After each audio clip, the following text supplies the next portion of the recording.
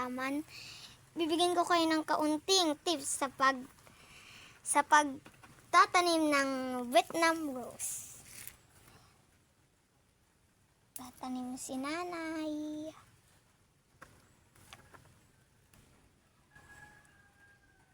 Ganyan po magtanim ng Vietnam rose.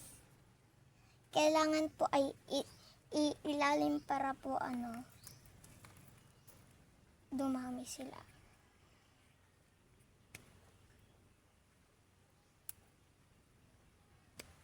Ayan po sila.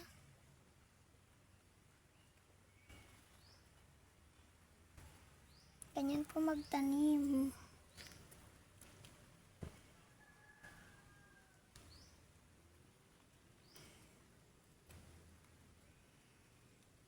Iba-iba po yan kulay.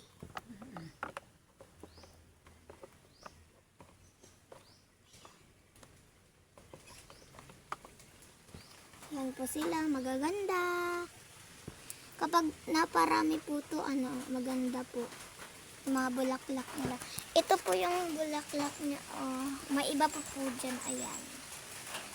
Ang pangalan po niyan, Vietnam rose. Ayan, nagtatanim si nanay.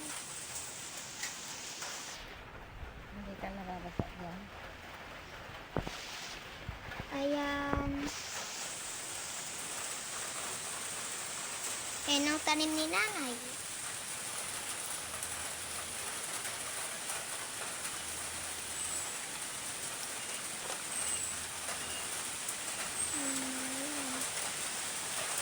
Ayan po yung... Nababasa ka dyan.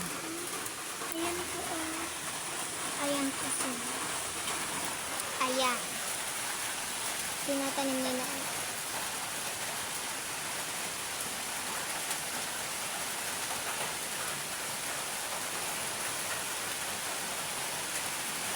Tsaka iluwang niyo po yung paso para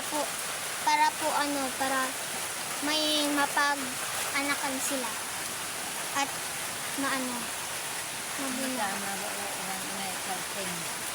Pambutan ko na ulang kalamatan. Ayan. Umuulan po sa amin. Umuulan po. Kala niyo po sa hindi po umuulan po sa akin. Tignan niyo po. Nababasa pala. Ayan po. Sila, ito po ang mga tanim.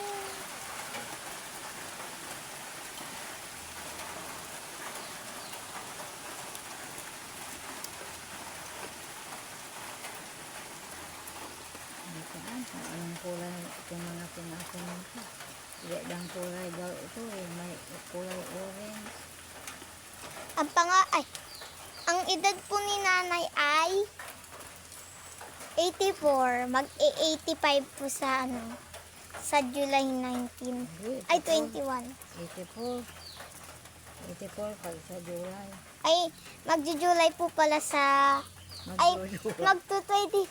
Ay, mag-84 po pala sa July 21. Ayan. Baka di niya ako tira na, ha? Ang dami-dami pa. Pwede pang puto-puto. Anuhin ito, yung ganito. Ayan po ang tanim. Diba bang kung itong ilahan?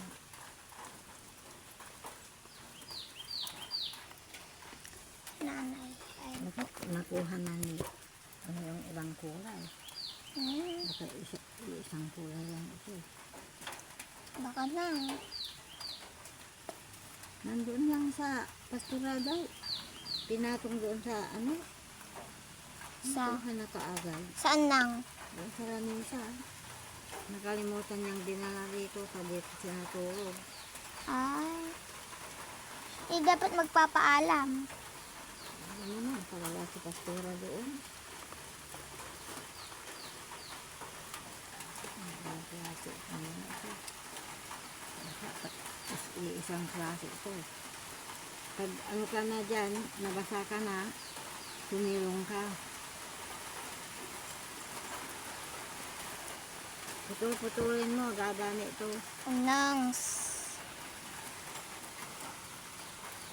Pag dumami rin ito, ililipat ko yung iba eh. Kapag dumami po, ilipat niyo po para po rumami ang mga ganito niyo na halaman. Sabi niyo naman kahapon. Baka patay na yung halaman nyo dyan sa ilalim, sabi niya. Ayan. Sinakay namin doon sa Kinakausap po ako ni Nang. Ayun mga yan. Ano ba yung kausap mo? Ang mga halaman. So, ano na lang po. Hindi ko na po pahabain ang aking vlogs kasi mafu-full storage na po ako. Bye-bye! So, kapag buo na po to, iba-vlog ko. Bye! Bye! Bye guys!